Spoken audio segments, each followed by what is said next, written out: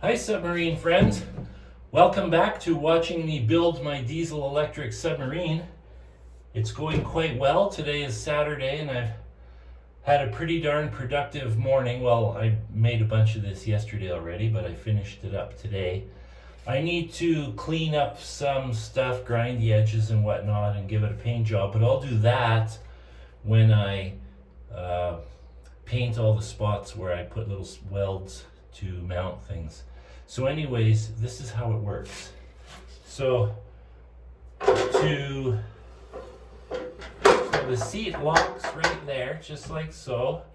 And then that's the seat. Now, of course, it needs a cushion and everything on top. This is actually just a crappy old piece of plywood I found that happens to be the exact size that I was looking for, pretty much.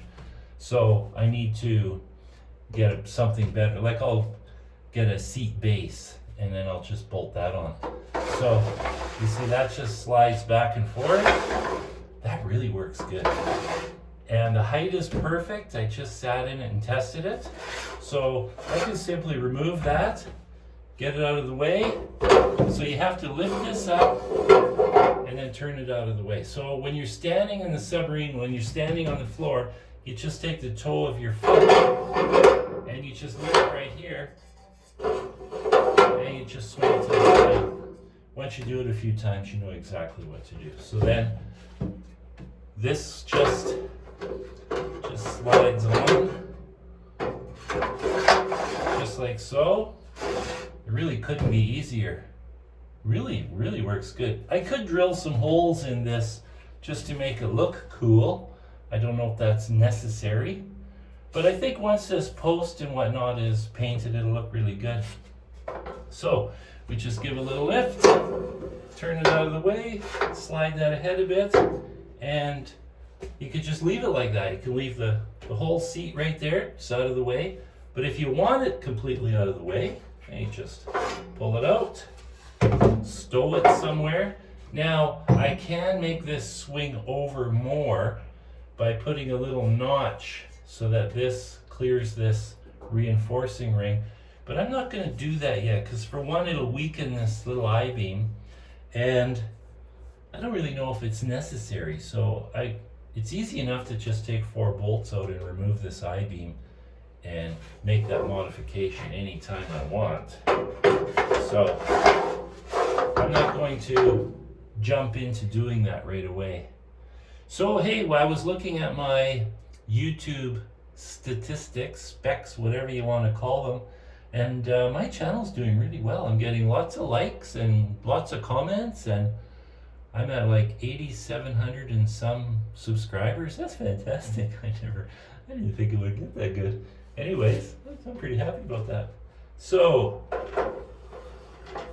I like it. Now, next thing I have to work on while I'm doing this, getting in and out of this thing is a real chore. So, because it's so tall when you're standing here, it's even taller now because I dropped the level of the floor.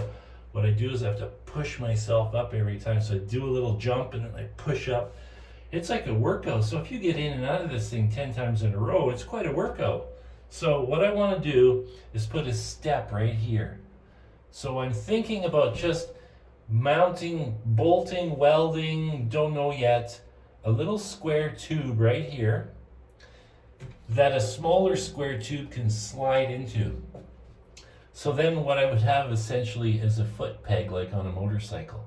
So you could just pull it out, step on it, and once you're in and you're driving the submarine, you can just push the thing in.